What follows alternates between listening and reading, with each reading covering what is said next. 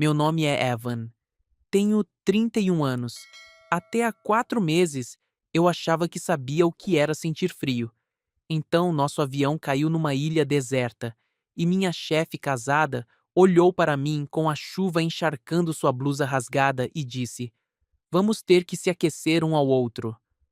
A gramática estava errada, mas deitado ali sob aquele cobertor de emergência, contando as respirações dela no escuro enquanto o vento tentava arrancar nosso abrigo, eu aprendi o quão perigoso o calor sincero pode ser.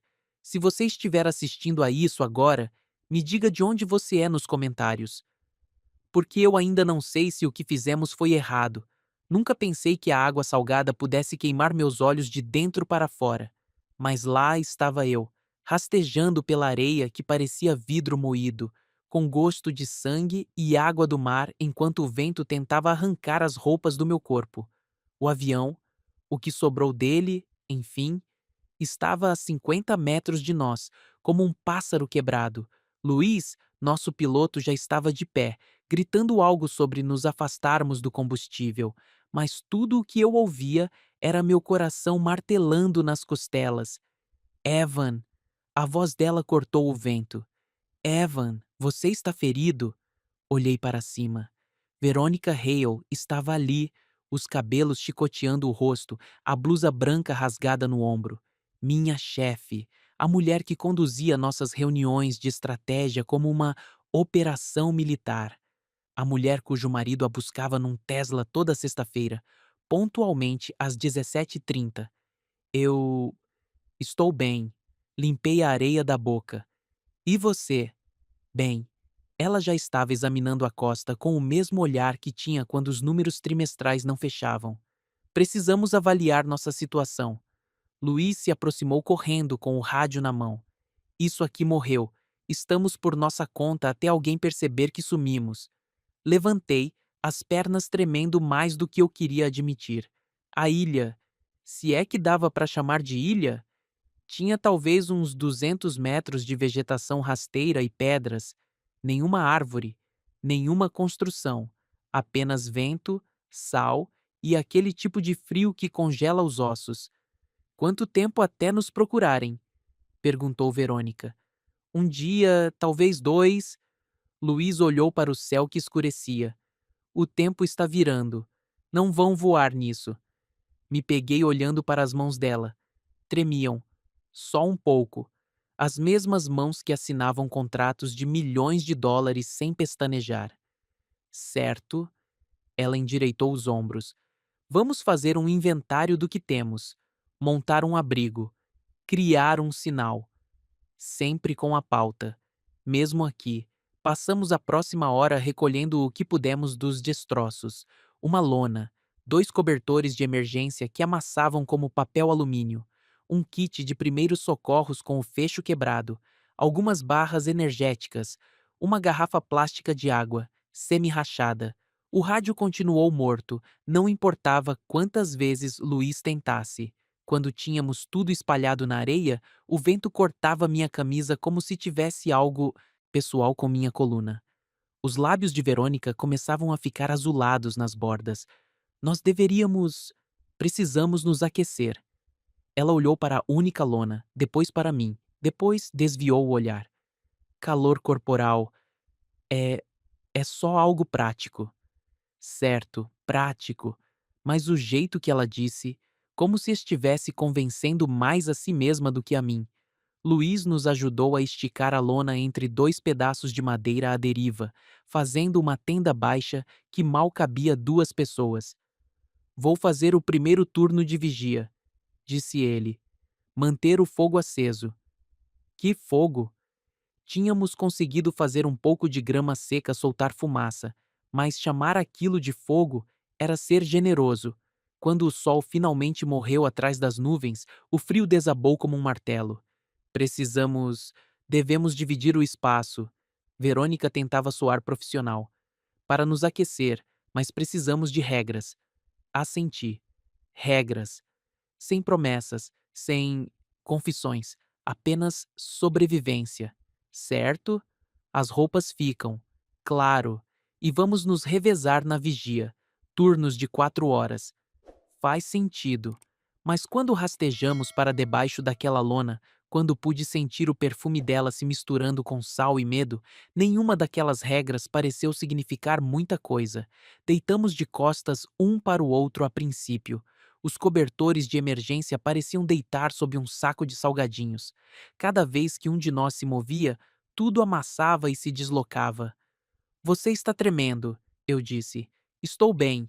Não está não, seus dentes estão batendo. Ela não respondeu, mas eu podia sentir os tremores percorrendo a coluna dela até a minha. No treinamento de sobrevivência na natureza, eles nos ensinaram sobre hipotermia. Calor corporal compartilhado é. Eu sei o que é. O vento aumentou, e de repente a lona batia contra nós como se estivesse tentando acordar algo. Começou a chover, apenas algumas gotas a princípio, depois mais. Conte comigo, eu disse. O quê? Sua respiração. Conte comigo. Inspira por 3, expira por 3. Vai diminuir seu batimento cardíaco. Isso é. Apenas tente. E assim fizemos. No escuro, debaixo de um pedaço de nylon que soava como tiros cada vez que o vento o atingia, contamos as respirações juntos. 1, 2, 3, segura. 1, 2, 3, solta. Em algum lugar em torno do 20º ciclo, ela parou de tremer. Melhor? Melhor. Mas eu ainda podia sentir o pulso dela contra minhas costas, rápido e miúdo como o de um pássaro. Quando acordei, uma luz cinzenta vazava pela lona, e ela havia sumido. Encontrei-a lá embaixo, perto da água, olhando para as ondas que pareciam se estender infinitamente. Algum barco? Eu perguntei. Nada. Ela estava mexendo em algo sob a gola da camisa. Um cordão. Quando me viu olhando, puxou-o. Sua aliança de casamento pendurada num cadarço. Eu a tirei antes do voo, disse ela, para me concentrar na apresentação. Não perguntei o que aquilo significava. Não queria saber. Encontramos o barraco por volta do meio-dia, se é que dava para chamar aquilo de barraco. 4 paredes e metade de um telhado, como se alguém tivesse começado a construir algo e desistido. Dentro havia um espelho rachado, um pouco de linha de pesca e um apito de plástico pendurado num prego. Havia também um cachecol, azul claro, com um leve cheiro de algo. Cítrico, talvez. Perfume que havia sobrevivido por seja lá quanto tempo aquele lugar estava vazio. Alguém morou aqui, disse Verônica, ou ficou preso aqui. Ela pegou o cachecol, segurou-o por um momento e depois o colocou de volta. Devemos voltar, marcar nossa localização. Mas eu guardei o apito no bolso, e quando ela não estava olhando, peguei o cachecol também.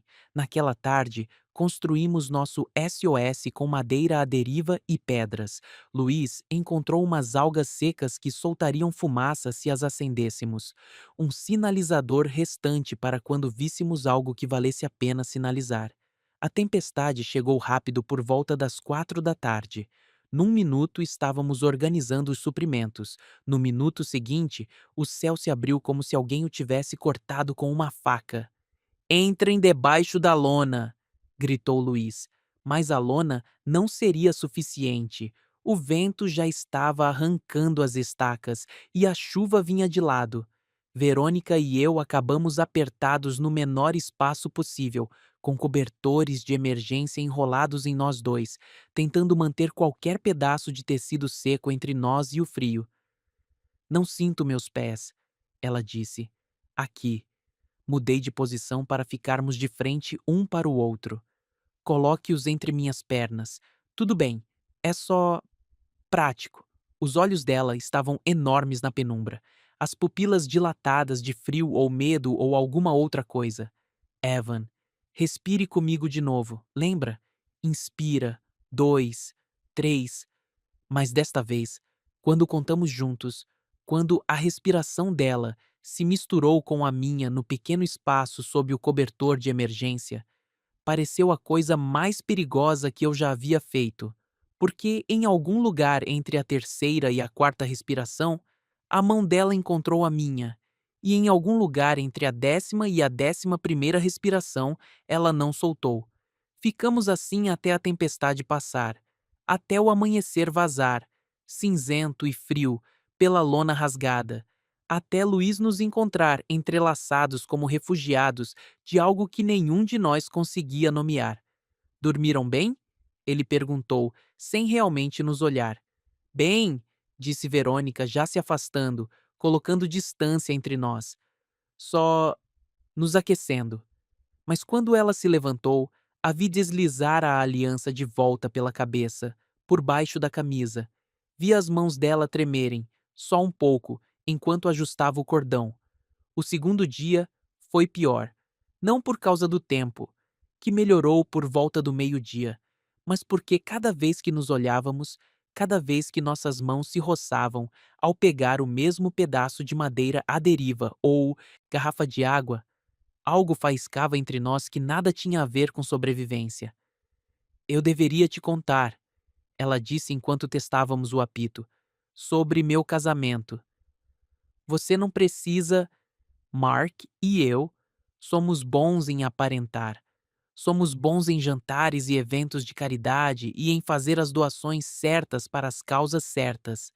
Ela soprou 3 vezes o apito, em assobios curtos. Mas nós não conversamos de verdade há anos, não sobre nada que importe. Eu não sabia o que dizer a isso. Não sabia o que se esperava que você dissesse quando sua chefe diz que o casamento dela é um acordo comercial com porcelana melhor. Por que você está me contando isso? Ela olhou para a Iságua. Porque ontem, quando estávamos contando as respirações, essa foi a conversa mais honesta que tive em meses. Naquela noite, Luiz avistou um barco. Apenas um pontinho no horizonte, mas ele tinha certeza. Acendemos nosso sinal de fumaça, acenamos com o painel de emergência laranja, fizemos barulho suficiente para acordar os mortos. Mas o barco seguiu em frente. Ou não nos viu, ou não se importou. Amanhã, disse Luiz. Alguém virá amanhã. E vieram. O barco da guarda costeira chegou logo após o amanhecer, com o holofote varrendo nosso pequeno acampamento como o dedo de Deus. Acenamos, gritamos, disparamos nosso último sinalizador. Quando o barco de resgate atracou na costa rochosa, quando a equipe de macacões laranja começou a fazer perguntas e a nos embrulhar em cobertores de verdade, senti algo próximo ao pânico. Porque havia acabado. A ilha tinha acabado, a contagem tinha acabado. O que quer que tivesse acontecido entre Verônica e eu naquele pequeno espaço debaixo da lona. Aquilo também tinha acabado. No barco de volta à costa, nossos celulares voltaram a funcionar. As mensagens chegaram como uma enxurrada. Jenna do trabalho. Onde você está? Todo mundo está preocupado. Miriam do RH. Por favor, confirme sua segurança.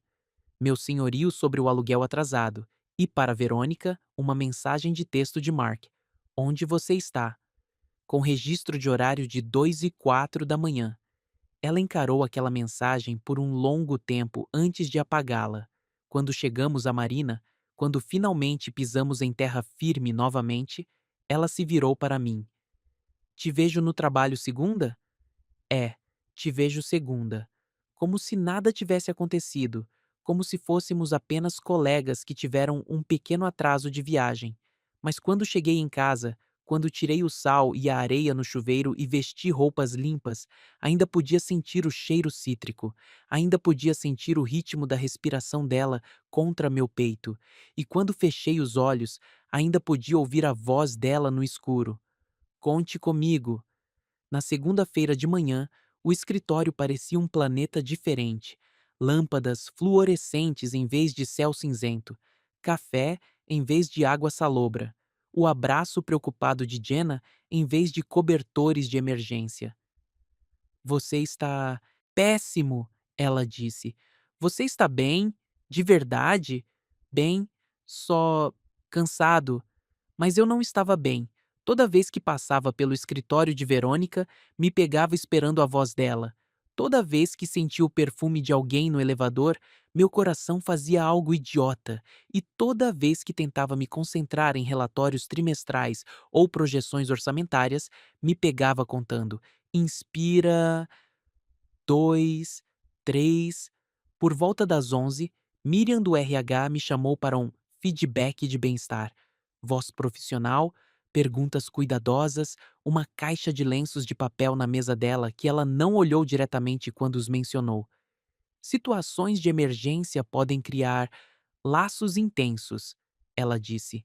É completamente normal, mas ao fazer a transição de volta para a vida profissional regular, é importante manter limites apropriados. Claro, para o bem de vocês dois, até a aquisição ser concluída, precisamos ser mais cuidadosos com a imagem. A imagem. Essa era uma forma de colocar. Há algo específico que eu deveria saber? Eu perguntei. Ela pegou o tablet, tocou 2 vezes. Uma foto surgiu nas redes sociais esta manhã.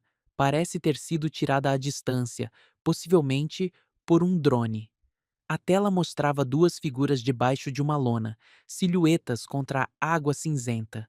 Não dava para ver os rostos, não dava para dizer quem eram, mas dava para ver o quão próximos estavam deitados.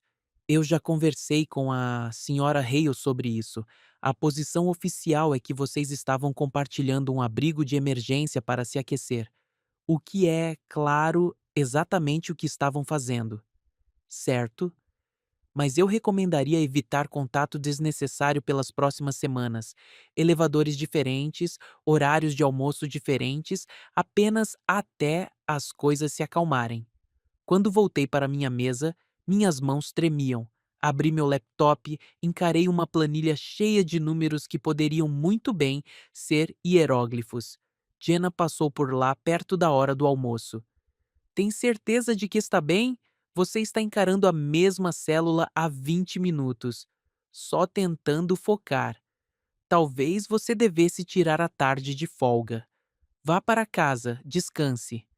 Mas ir para casa significava ficar sozinho com a lembrança da voz dela no escuro. Significava pensar no jeito que a mão dela tinha se sentido na minha. Significava contar respirações que não estavam mais lá. Então fiquei na minha mesa até às 6:30, até o escritório estar quase vazio, até ter certeza de que Verônica já teria ido embora. Mas quando as portas do elevador se abriram no andar do estacionamento, ela estava lá, parada ao lado do carro dela, conversando com o marido, Mark. Eu já o tinha visto antes em festas da empresa. Alto, terno caro, o tipo de aperto de mão que dizia exatamente onde você se encaixava na hierarquia pessoal dele. Eles estavam parados bem próximos, mas sem se tocar. Ele segurava flores, rosas brancas e falava com aquela voz baixa que, mesmo assim, se espalhava. Precisamos conversar sobre o que aconteceu lá fora. Nada aconteceu. A foto sugere o contrário. Me abaixei atrás de um pilar de concreto, sentindo-me o maior covarde do mundo, mas não consegui evitar ouvir. Ela sugere que sobrevivemos, disse Verônica. É só isso. É? Uma longa pausa, tempo suficiente para eu começar a pensar que talvez eles tivessem se afastado ou que Mark tivesse entrado no carro. Então, deveríamos conversar em casa, longe de olhos curiosos. Portas de carro bateram, motores ligaram, e eu fiquei ali na garagem, prendendo a respiração como se ainda estivesse debaixo daquela lona, ainda contando com ela no escuro. Naquela noite, não consegui dormir. Toda vez que fechava os olhos, estava de volta à ilha. Toda vez que começava a pegar no sono, ouvia o vento contra o nylon e o som da voz dela chamando meu nome. Por volta das 2 da manhã, desisti e fui para a cozinha. Fiz um café que não queria. Olhei pela janela para as luzes da cidade que não pareciam em nada com estrelas sobre a água escura. Pensei em ligar para ela. Pensei em mandar mensagem. Pensei em dirigir até a casa dela e bater na porta e dizer: o quê? O que eu deveria dizer? Em vez disso, fiquei lá sentado até o amanhecer, contando minhas próprias respirações, tentando lembrar como era a sensação de normalidade. Mas a normalidade havia sumido. A normalidade havia desaparecido em algum lugar entre a queda e o resgate, entre a primeira vez que ela disse "conte comigo" e a última vez que senti o pulso dela contra minhas costas. A normalidade nunca mais voltaria. E a pior parte? A parte que me manteve acordado nas 3 noites seguintes? Eu não tinha certeza se queria que voltasse. A manhã de terça-feira chegou cedo demais e pareceu errada desde o começo. Como vestir roupas que não serviam mais? Cheguei ao trabalho às 7h30, esperando evitar a correria do elevador. Esperando evitá-la. Mas quando passei pelo escritório dela, a luz já estava acesa. Através da parede de vidro, pude vê-la em sua mesa, cabelo preso, lendo algo na tela com aquele foco a laser que ela tinha durante a temporada de orçamentos. Ela não levantou os olhos, não me reconheceu passando. Talvez fosse o melhor. Jenna me encontrou por volta das 9, carregando 2 cafés e com aquele tipo de expressão que significava que precisávamos conversar. Ok, desembucha, ela disse, fechando a porta do meu escritório atrás dela. Desembuchar o quê? O que quer que esteja te corroendo. Você parece que não dorme há uma semana. Não é nada, apenas me reajustando. Besteira. Ela colocou o café na mesa e se apoiou nela. Te conheço há 3 anos, Evan. Você não é de mistério e melancolia. Então, o que aconteceu naquela ilha? O que aconteceu?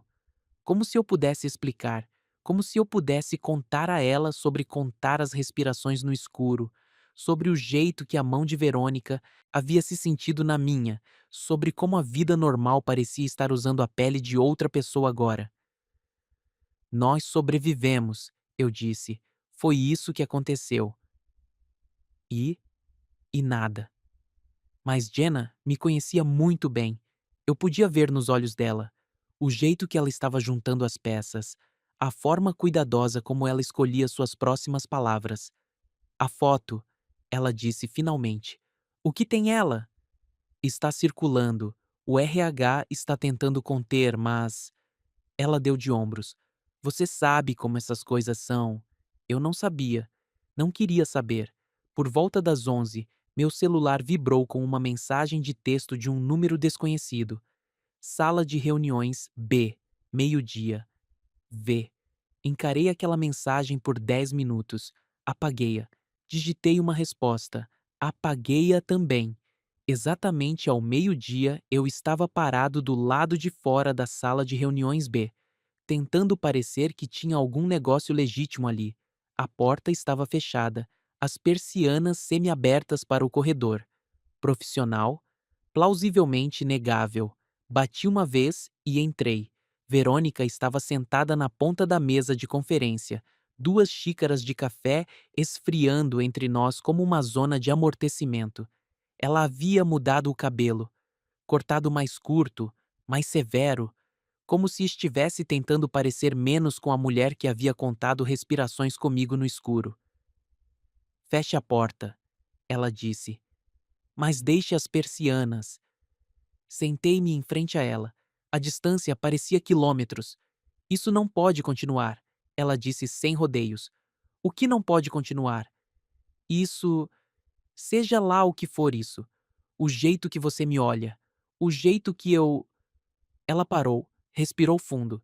Precisamos de limites. Tínhamos limites na ilha. A ilha era sobrevivência. Isso é diferente. É? A xícara de café dela chacoalhou contra o pires quando ela a pousou. Mark suspeita de algo. Suspeita de quê? Não fizemos nada de errado. Não fizemos? A pergunta pairou entre nós como fumaça, porque ela estava certa. Não tínhamos feito nada que pudesse ser apontado, nada que pudesse ser relatado num relatório de RH, mas algo tinha acontecido naquele espaço debaixo da lona, algo que tornava a conversa normal impossível e o contato visual comum parecia tocar um fio desencapado. Uma vez por semana, ela disse finalmente. 5 minutos, apenas em espaços públicos, só para. Ela gesticulou vagamente. verificar, ter certeza de que estamos bem. E o resto do tempo? O resto do tempo somos colegas, nada mais. Assenti. Colegas. Distância profissional. Certo. Mas quando nos levantamos para sair, quando ela se moveu em direção à porta e eu senti aquele leve cheiro do perfume dela se misturando com o ar-condicionado da sala de conferência, a distância profissional pareceu a coisa mais impossível do mundo. Os dias seguintes passaram num borrão de planilhas e reuniões, e fingindo que tudo era normal. Subia pelas escadas em vez de usar os elevadores, almoçava em horários diferentes, estacionava do lado oposto da garagem. Deveria ter tornado as coisas mais fáceis. Não tornou. Na tarde de sexta-feira, Mark apareceu na recepção novamente. Eu estava voltando de uma ligação com um cliente quando o vi pelas portas de vidro, segurando outro buquê de rosas brancas, esperando por Verônica com a expressão paciente de um homem acostumado a esperar. Quando ela desceu para encontrá-lo, eles passaram bem por mim no saguão. Ela não olhou na minha direção, mas vi os ombros dela tensos quando passaram pela minha cadeira. Precisamos conversar, ouvi Mark dizer enquanto se dirigiam à saída. Sobre sua agenda de viagens, sobre prioridades. A voz dele era calma, razoável, o tipo de tom que se usava quando se queria expressar um ponto sem fazer uma cena. Naquele fim de semana, tentei esquecer. Fui a um bar com alguns amigos da faculdade, bebi cerveja demais. Tentei flertar com uma professora chamada Sara, que tinha olhos gentis e nenhuma história complicada. Mas, quando ela riu, quando tocou meu braço, tudo o que eu conseguia pensar era no som da chuva no nylon e no ritmo da respiração no escuro. A manhã de segunda-feira trouxe outra mensagem de texto. Sala B, meio-dia, V. Desta vez, ela parecia menor de alguma forma, cansada, o tipo de cansaço que o sono não resolve. Como você está? Eu perguntei. Bem. Você não parece bem. O advogado de Mark quer revisar meu contrato de trabalho. Algo sobre cláusulas de conflito de interesses. Por causa da ilha? Por causa da foto. Por causa de boatos. Ela envolveu as mãos na xícara de café como se estivesse tentando aquecer algo que havia esfriado. Ele não está ameaçando nada. Ainda não. Mas ele está prestando atenção agora. Sinto muito. Não sinta. Não é culpa sua. Mas parecia culpa minha. Parecia que eu era o motivo pelo qual ela estava ali, parecendo que tinha esquecido como se dorme. Podemos parar, eu disse. Essas reuniões. Se ajudar. Não. A palavra saiu mais ríspida do que ela pretendia. Eu preciso. Preciso saber que você está bem. Estou bem. Está? E lá estava. A pergunta que eu estava evitando há 2 semanas, porque a resposta era complicada, porque estar bem era relativo, porque eu não conseguia dormir, não conseguia me concentrar e me pegava encarando meu celular às 2 da manhã, imaginando o que ela estava fazendo, se também estava acordada. Estou me virando, eu disse finalmente. Que bom! Mas ela não parecia convencida. Naquela tarde, Miriam me chamou de novo. Mesma voz gentil, mesmas perguntas cuidadosas, mesma caixa de lenços que eu não precisava, mas agradecia de qualquer forma. Como está se adaptando? Ela perguntou. Bem, nenhum efeito residual da experiência? Tipo, o quê? Dificuldade para dormir, problemas de concentração, pensamentos intrusivos. Pensei em mentir, em dar a ela a resposta que queria ouvir, aquela que arquivaria meu caso e deixaria todo mundo fingir que nada daquilo tinha acontecido. Em vez disso, eu disse: às vezes sonho em contar. Contar? A respiração. Inspira por 3, expira por 3. Fizemos isso na ilha para manter a calma, para diminuir os batimentos cardíacos. Miriam fez uma anotação em seu tablet. Essa é uma técnica de ancoragem comum. Faz sentido que isso tenha ficado com você. Certo? Se esses sonhos se tornarem problemáticos, temos recursos disponíveis, serviços de aconselhamento, licença. Estou bem. Espero que sim, porque vou precisar que você assine algo. Ela deslizou um papel pela mesa. Acordo de não divulgação. Linguagem padrão sobre proteger os interesses da empresa, manter a confidencialidade, evitar declarações que pudessem ser interpretadas como prejudiciais às relações profissionais. Só uma formalidade, ela disse, dadas as circunstâncias. Eu assinei. O que mais eu faria? Mas, voltando para a minha mesa, senti como se tivesse acabado de abrir mão da coisa mais honesta que já tinha me acontecido. 2 semanas se passaram. Depois, 3. As reuniões continuaram. 5 minutos na sala B, café esfriando entre nós, conversas cuidadosas sobre trabalho, tempo e qualquer coisa, menos aquilo de que não podíamos falar. Ela parecia melhor, descansada, como se talvez estivesse dormindo de novo. Eu não estava. Então, em uma quinta-feira que começou como qualquer outra, encontrei um envelope na minha mesa. Pardo, sem remetente, meu nome digitado em uma etiqueta. Dentro estava o cachecol, aquele da cabana da ilha. Limpo agora, dobrado cuidadosamente, com um leve cheiro de lavanda em vez de sal e abandono. E um bilhete. Obrigada pela contagem. Sem assinatura. Mas eu reconheci a letra dela. Guardei o cachecol na última gaveta da minha mesa e tentei esquecer. Tentei me concentrar nas projeções trimestrais que a Jenna tinha jogado na minha mesa, na apresentação para o cliente marcada para sexta, em qualquer coisa, menos na forma como aquele pedaço de tecido fazia meu peito apertar e me sentir estranho. Não funcionou. Naquela noite, dirigi até a marina onde a Marinha do Brasil tinha nos trazido em terra. Fiquei sentado no meu carro, observando os barcos balançarem em suas vagas, ouvindo o som do vento nos mastros que me lembrava chuva em lona. Meu celular vibrou. Mensagem de número desconhecido. Você está bem? Você pareceu distante hoje.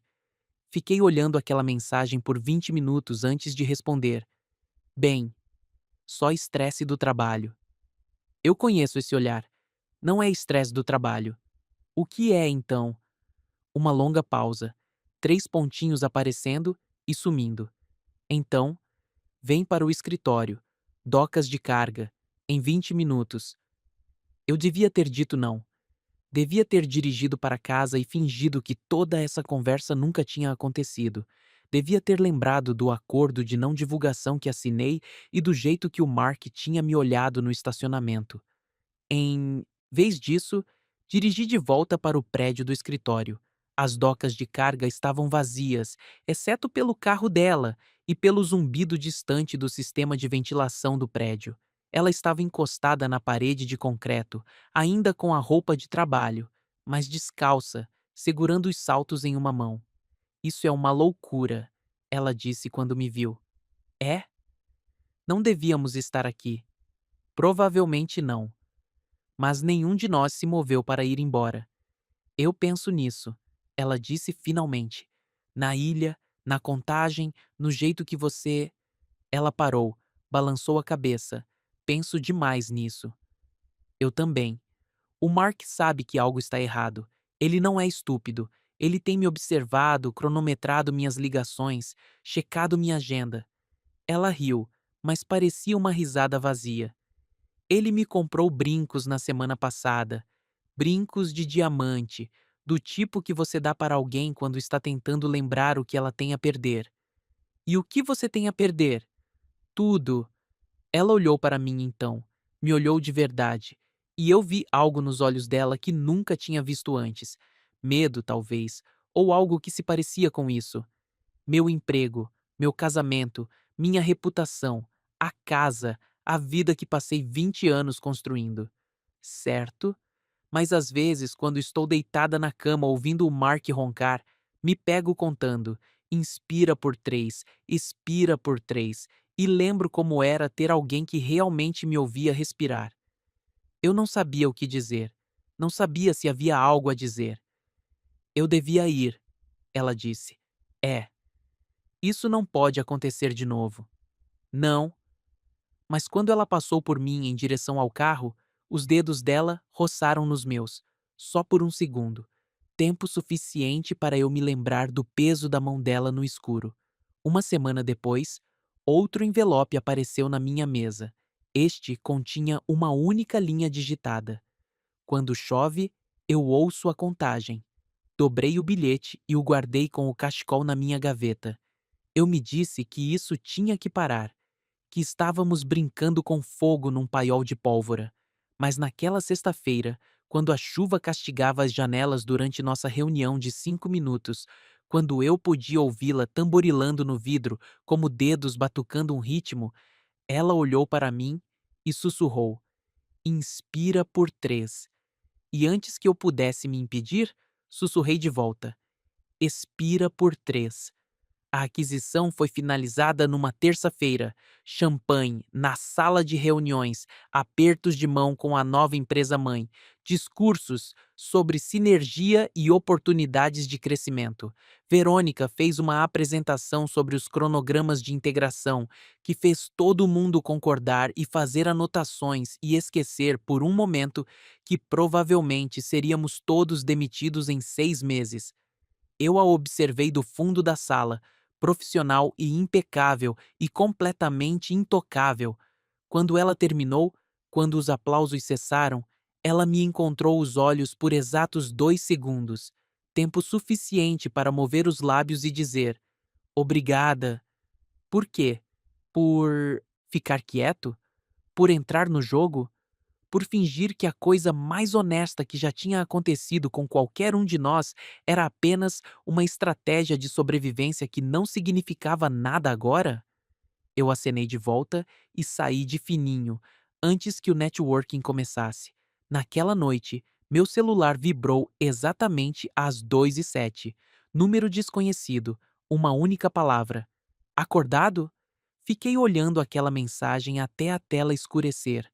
Continuei olhando quando a acendi novamente. Digitei uma dezena de respostas diferentes e apaguei todas. Finalmente respondi: Sim. Não consegue dormir também? Não muito. Fico pensando na chuva. Eu também. Isso tem que parar. Eu sei. Mas não esta noite? Esta noite não. Trocamos mensagens até às 3h30. Nada importante. Nada que parecesse suspeito se alguém lesse as mensagens depois. Apenas conversa. Do tipo que você tem quando não consegue dormir, não consegue parar de pensar e não consegue mais fingir que está tudo bem. Quando finalmente peguei no sono, sonhei em contar de novo. Mas desta vez, eu não estava sozinho. 3 meses se passaram. As reuniões de 5 minutos continuaram, mas com menos frequência agora. A cada 2 semanas, em vez de toda semana, contatos profissionais que qualquer um poderia justificar, se questionado. As mensagens de texto de madrugada vinham de forma irregular, às vezes com semanas de intervalo, às vezes 3 noites seguidas, sempre de números diferentes, sempre às 2h07, como se ela tivesse programado um alarme. Eu nunca iniciava. Era a regra que não discutíamos. Ela me procurava quando precisava. Eu respondia quando podia. O cachecol ficou na minha gaveta. Os bilhetes se acumulavam. Nada romântico, nada que cruzasse quaisquer limites óbvios. Apenas migalhas de pão, prova de que o que tinha acontecido entre nós não era algo que eu tinha imaginado. Então veio a quinta-feira que mudou tudo. Eu estava trabalhando até tarde, terminando um relatório que devia ter sido feito dias atrás, quando ouvi o ding do elevador no corredor. Passos no carpete. O som de alguém se movendo com cuidado, silenciosamente, como se não quisesse ser notada. Verônica apareceu na minha porta, ainda com a roupa de trabalho, mas com o cabelo solto e sem sapatos. O prédio está quase vazio, ela disse. É. As câmeras de segurança não cobrem a escadaria. Não cobrem? Não o canto perto da saída de emergência. Ela olhou para mim então, e eu vi algo na expressão dela que apertou meu peito. Se alguém quisesse ter uma conversa. Uma conversa de verdade, sem testemunhas. Salvei meu trabalho e fechei o notebook. A segui pelo corredor até a escadaria, meu coração fazendo algo complicado contra as costelas. O canto perto da saída de emergência era escuro e apertado e cheirava a concreto e produtos de limpeza. Ficamos ali, de frente um para o outro, perto o suficiente para que eu pudesse ver a pulsação em sua garganta, pudesse ouvi-la respirar no silêncio. Não consigo mais fazer isso, ela disse. Fazer o quê? Fingir. Agir como se você fosse apenas mais um colega. Como se aquelas noites na ilha não tivessem acontecido. O que você quer que eu diga? Não sei. Ela riu, mas parecia quebrada. Nunca estive aqui antes. Nunca quis algo que não pudesse ter. Você poderia ter. Poderia? Você poderia deixá-lo. As palavras pairaram entre nós como um desafio que nenhum de nós era corajoso o suficiente para aceitar. E então, ficaríamos juntos, você e eu, o analista de operações e a vice-presidente sênior, o de 31 anos e a de 45, o ninguém e a mulher com tudo a perder? Talvez, talvez. Ela balançou a cabeça. Sabe o que eu fiz na semana passada? Liguei para um advogado de divórcio. Marquei uma consulta para quinta-feira às 2. E? E fiquei sentada no meu carro em frente ao escritório dele por 40 minutos. Depois, voltei para casa. Por quê? Porque eu sou uma covarde. Porque deixar o Mark significa admitir que 20 anos da minha vida foram um erro. Porque recomeçar aos 45 é aterrorizante. Porque ela parou, respirou fundo. Porque. E se você cansar de mim? E se essa coisa entre nós for apenas proximidade? A ilha falando? Não é. Como você sabe? Porque eu sonho com você. Porque eu não consigo me concentrar em nada por mais de 5 minutos sem pensar no jeito que você disse meu nome no escuro. Porque já se passaram 4 meses e, em vez de diminuir, isso está ficando mais forte. Ela fechou os olhos. Evan, eu sei que é complicado. Eu sei que há 1 milhão de razões pelas quais isso é impossível. Mas eu também sei que quando estou com você, quando estamos realmente um com o outro, é a única hora em que tudo faz sentido para mim. Quando ela abriu os olhos novamente, eles estavam brilhantes com algo que poderia ser lágrimas. Tenho que ir, ela disse. Eu sei. Mas não porque eu quero. Eu sei disso também. Ela enfiou a mão no bolso do casaco e tirou algo pequeno e de plástico. O apito da cabana da ilha. Eu o guardei, ela disse, como um lembrete. De quê? Do que é sentir o ar entrar e sair. Ela o pressionou na minha mão, os dedos dela quentes contra os meus por apenas um momento. Então ela se foi, os passos ecoando pela escadaria, me deixando sozinho com o cheiro do perfume dela e a memória da pulsação dela contra a minha palma. Naquele fim de semana, dirigi para fora da cidade pela primeira vez em meses. Peguei a rodovia sentido norte até chegar ao litoral. Encontrei um hotel com vista para um mar que não parecia em nada com o Atlântico, mas que me lembrava mesmo assim. Sentei na sacada com uma cerveja que eu não bebi, observando as ondas rolarem sob um céu que estava claro demais, pacífico demais. Peguei meu celular uma dezena de vezes para mandar uma mensagem. Guardei sem digitar nada. Porque o que eu diria? Que eu estava cansado de fingir? Que eu queria mais do que reuniões de 5 minutos e mensagens às 2 da manhã? Que eu tinha me apaixonado por uma mulher que eu nunca poderia ter de verdade? Tudo isso era verdade. Nada disso ajudaria. Na noite de domingo, voltando para a cidade, tomei uma decisão. Eu ia mudar de departamento, talvez mudar de filial completamente, colocar uma distância real entre nós, dar uma chance para nós dois seguirmos em frente. Era a coisa sensata a fazer, a coisa profissional, aquilo que nos permitiria dormir à noite sem contar respirações que pertenciam a outra pessoa. Na manhã de segunda-feira, cheguei cedo ao trabalho, pronto para conversar com a Miriam sobre opções de transferência, pronto para ser prático e maduro e fazer a coisa certa para todos os envolvidos.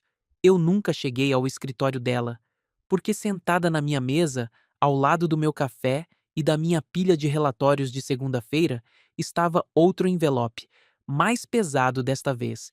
Meu nome escrito à mão em vez de digitado. Dentro havia uma chave, prateada, sem marca, presa a um chaveiro simples, e um bilhete. Box de Self-Storage, 247, Rua Industrial, quando estiver pronto. Fiquei olhando aquela chave por 1 hora antes de entender o que ela estava oferecendo. Não o casamento dela, não a casa, ou o emprego dela, ou a vida cuidadosamente construída, mas um espaço, um lugar onde poderíamos existir juntos sem fingir, sem câmeras, ou colegas ou maridos que contavam minutos e vigiavam agendas. Naquela tarde, dirigi até a rua industrial. Encontrei o box 247 em um complexo de prédios beges e portas idênticas. Deslizei a chave na fechadura e a girei. Dentro havia um único cômodo, talvez 3 por 4 metros, limpo, mas vazio, exceto por 2 cadeiras dobráveis, uma pequena mesa e um aquecedor portátil ligado na tomada. O tipo de espaço que você alugaria para guardar móveis durante uma mudança, ou decorações de Natal que você só precisava uma vez por ano. Mas na mesa havia uma garrafa térmica de café, ainda quente, e o cachecol com cheiro cítrico, dobrado cuidadosamente ao lado. Sentei em uma das cadeiras e esperei. Ela chegou 1 hora depois, ainda com a roupa de trabalho, mas com o cabelo solto de novo, movendo-se cuidadosamente como se estivesse se aproximando de algo perigoso. Oi? Ela disse. Oi? Ela sentou na outra cadeira. Nós nos olhamos através de 1 metro de espaço que parecia tudo e nada ao mesmo tempo. Isso é insano, ela disse. É. Se alguém descobrir, não vão. Você não sabe. Não, não sei. Ela serviu o café da garrafa térmica, as mãos mais firmes do que eu esperava. Eu disse ao Mark que entrei para um clube do livro, encontros nas noites de terça-feira. Que livro você está lendo? Ainda não decidi. Ela quase sorriu. Vou descobrir à medida que for. Sentamos ali, em silêncio, por talvez 10 minutos, tomando café e ouvindo o tráfego pelas paredes finas, sem nos tocar, sem conversar, apenas estando no mesmo espaço sem precisar justificar para ninguém. Eu provavelmente devia te dizer, ela disse finalmente, que eu não sei o que é isso, o que quero que seja. Tudo bem. Não sei se consigo deixá-lo, não sei se sou corajosa o suficiente. Tudo bem também. E se for só isso? Nos encontrarmos aqui uma vez por semana, conversando como pessoas normais, fingindo que não estamos ambos completamente perdidos? Pensei nisso. Nas noites de terça-feira, em um box de self-storage, com iluminação ruim e paredes finas. Nas horas roubadas e nas mentiras cuidadosas e no tipo de relacionamento que vivia inteiramente nos espaços entre as vidas de outras pessoas. Então é isso, eu disse. Ela olhou para mim então, me olhou de verdade, como se estivesse vendo algo que não esperava. Você ficaria bem com isso? Com isso? Eu ficaria bem com o que você pudesse me dar. E eu falava sério, porque, sentindo-me ali com ela, observando-a envolver as mãos em uma xícara de café como se estivesse tentando segurar algo quente, percebi que querer alguém nem sempre era sobre tê-lo. Às vezes, era sobre criar um espaço onde pudessem respirar. As noites de terça-feira se tornaram nossa rotina. Nada dramático, nada que daria uma boa história se alguém descobrisse.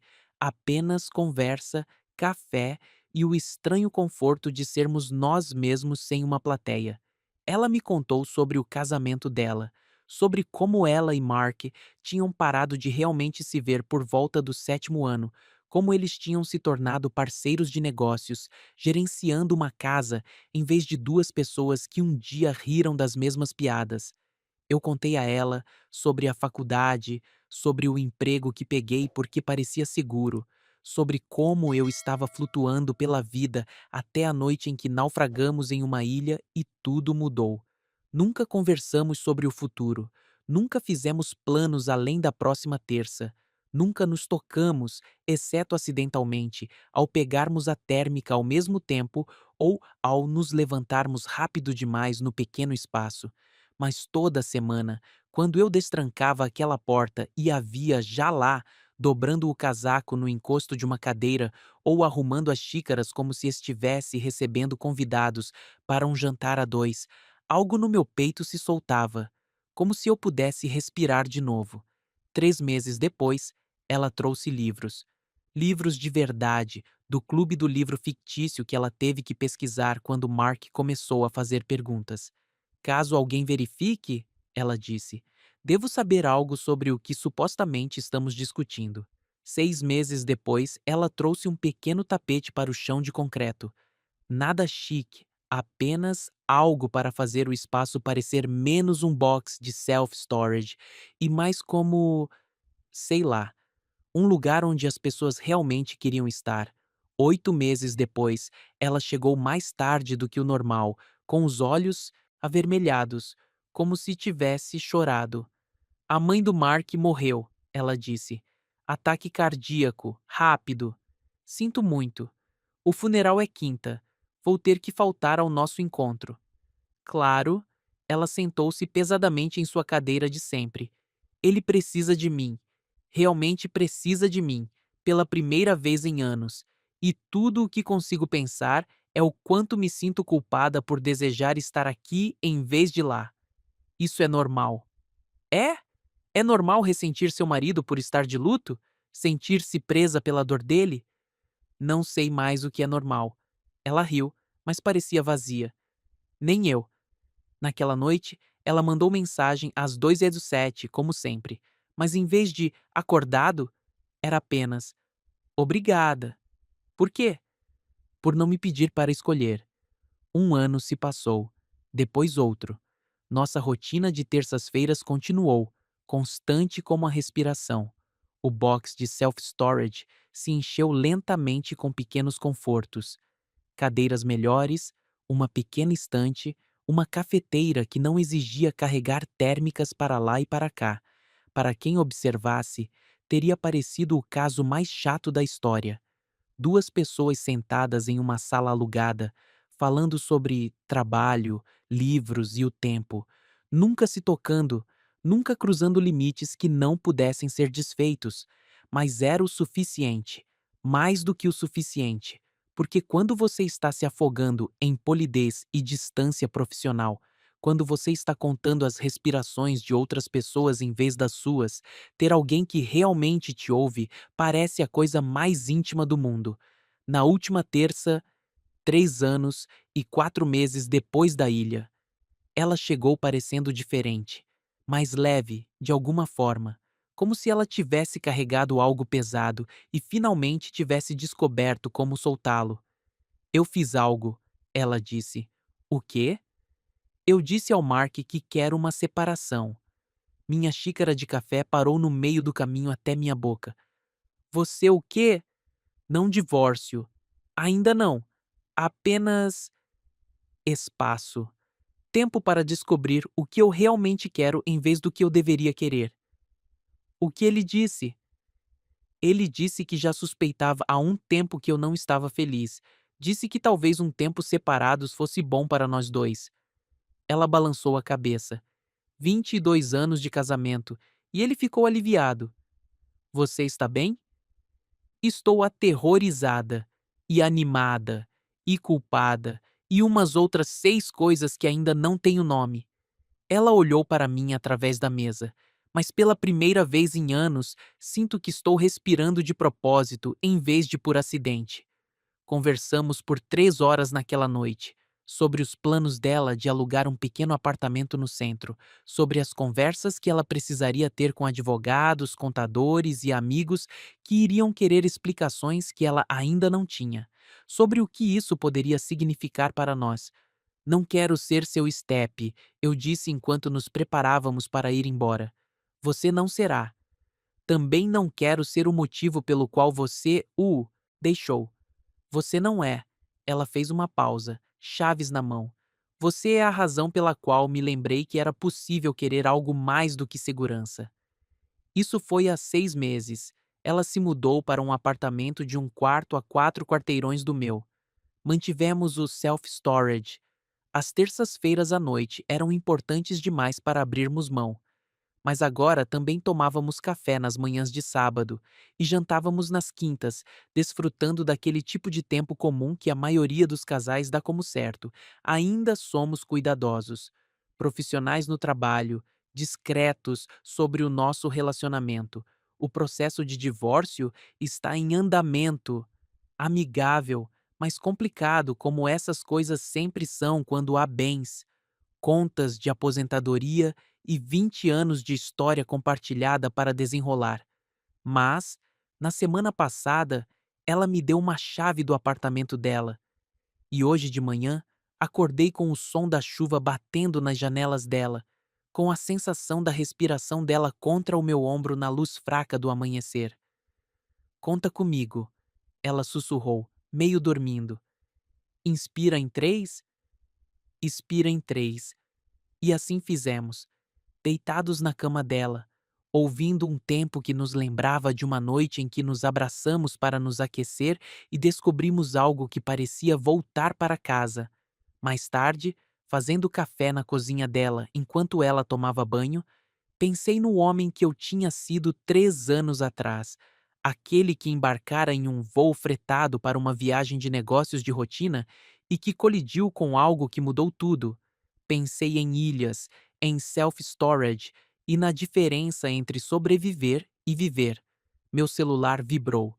Mensagem de texto, mas não às 2h07 da manhã desta vez. Apenas uma mensagem normal em um horário normal de um número que eu já sabia de cor. Café da manhã depois do meu banho? Estou pensando em panquecas. Eu sorri e digitei de volta. Sim, adoraria. Porque é assim que o amor se parece quando você passou da fase do desespero, quando já superou os momentos roubados e as fronteiras cautelosas.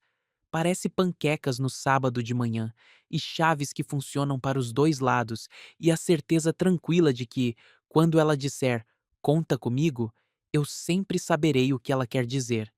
Em algumas noites, quando o vento traz o cheiro de chuva e sal, eu ainda sonho com aquela ilha, com lona e cobertores de emergência e a primeira vez que ouvi a voz dela dizer o meu nome no escuro. Mas, hoje em dia, quando acordo desses sonhos, não estou sozinho. Hoje em dia, quando meu celular vibra às 2h07 da manhã, não é porque ela não consegue dormir, é porque ela quer me mandar uma foto de algo que a fez pensar em mim.